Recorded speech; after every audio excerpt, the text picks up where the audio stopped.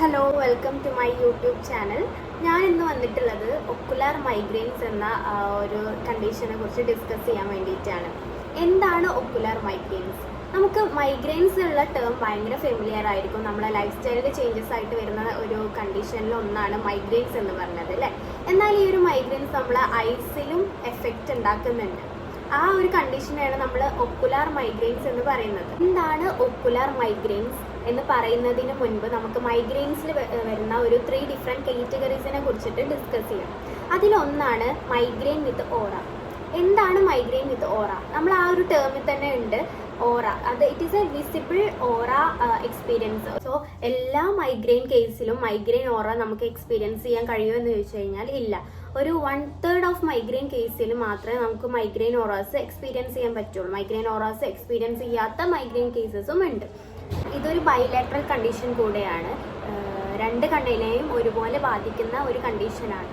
And ഈ ഒരു migraine ഓറാസ് നമുക്ക് ഡിഫറെൻറ്റ് അറൌണ്ട് 4 പാറ്റേൺ ആയിട്ടാണ് നോർമലി കണ്ടുവരുന്നത്.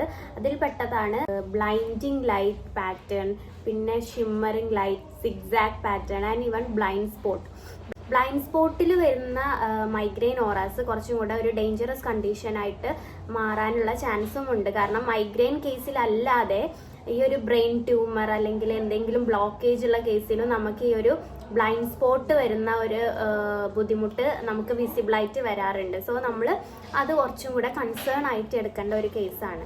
നെക്സ്റ്റ് വരുന്നതാണ് retinal migraines. Retinal migraines usually unilateral, ഒരു കണ്ണിൽ മാത്രമായിട്ട് കാണുന്നതാണ്. ആൻഡ് മറ്റുള്ള ഒഫ്താൽമിക് മൈഗ്രെയിൻസിൽ നിന്ന് ഇത് ഡിഫറെൻ്റ് ആവുന്നത് എങ്ങനെയെന്ന് വെച്ച് കഴിഞ്ഞാൽ ഇത് കുറച്ചും കൂടെ ഡേഞ്ചറസ് കണ്ടീഷനെ സൂചിപ്പിക്കുന്നതാണ്. ലൈക്ക് നമ്മളെ കണ്ണിലുള്ള എന്തെങ്കിലും ട്യൂമർ ആണെങ്കിലോ സ്ട്രോക്ക് ആണെങ്കിലോ ഒക്കെ നമുക്ക് ഒരു റെറ്റിനൽ മൈഗ്രെയിൻ അപ്പിയറൻസ് പോലെ കാണാറുണ്ട്. സോ യൂഷ്വലി നമ്മൾ കാണുന്ന ഓറനേക്കാളും ഇതൊരു മെർക്കി ലൈക്ക് വിഷനാണ് നമുക്ക് തരുന്നത്. ലൈക്ക് നമ്മളൊരു അണ്ടർ വാട്ടറിൽ പോയി കഴിഞ്ഞാൽ നമ്മൾ എങ്ങനെയാണ് അവിടെയുള്ള ഒരു വിഷൻ കാണുന്നത്, അതുപോലെ ആയിരിക്കും നമ്മൾ ഈ ഒരു കണ്ടീഷനിൽ കാണാം. ആൻഡ് നെക്സ്റ്റ് ആയിട്ട് വരുന്നത് eye pain due to migraine. നമുക്ക് എപ്പോഴും മൈഗ്രെയിൻ പേഷ്യൻസിനെ അറിയാൻ കഴിയും. അവർ ആ ഒരു മൈഗ്രെയിൻ ഉള്ള ടൈമിൽ നമ്മൾ ഈ ഒരു കണ്ണിന് ചുറ്റുമായിട്ടുള്ള ഒരു പെയിൻ അവർക്ക് ഫീൽ ചെയ്യാറുണ്ട്. ഇതിന് മെയിൻ റീസൺ വന്നിട്ട് ബ്രെയിനിൽ നിന്ന് അറൈസ് ചെയ്യുന്ന ക്രേനിയൽ നെർവ് 5 അറൗണ്ട് ഐസിൽ വന്നിട്ട് ഇന്നോവേറ്റ് ചെയ്തിട്ട് അത് നമ്മൾ അതിൻ്റെ സെൻസേഷനെ എഫക്റ്റ് ചെയ്യുന്നുണ്ട്. അതുകൊണ്ട് തന്നെ അവിടെ വരുന്ന നെർവ് എൻഡിങ്സ് ആ ഒരു ഇമ്പൾസിനെ ബ്ലോക്കേജ് ചെയ്യുന്നതുകൊണ്ടാണ് നമുക്ക് ഈ ഒരു പെയിൻ അനുഭവപ്പെടുന്നത്. എല്ലാവർക്കും ഒഫ്താൽമിക് മൈഗ്രെയിനെ കുറിച്ചിട്ട് ചെറിയൊരു ഐഡിയ കിട്ടിയിട്ടുണ്ടാവും എന്ന് വിചാരിക്കുന്നു. And one thing I have to tell is, നമുക്ക് എന്തെങ്കിലും കൈൻഡ് ഓഫ് ഓറ ഇതുമായി റിലേറ്റ് ചെയ്തിട്ട് ഫസ്റ്റ് ടൈം ആണ് നമ്മൾ എക്സ്പീരിയൻസ് ചെയ്യുന്നതെങ്കിൽ always go for A checkup.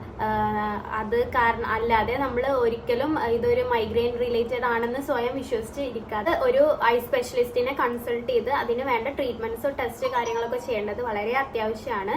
So എല്ലാവരും ഹെൽത്തി ആൻഡ് സേഫ് ആയിരിക്കുക. Thank you.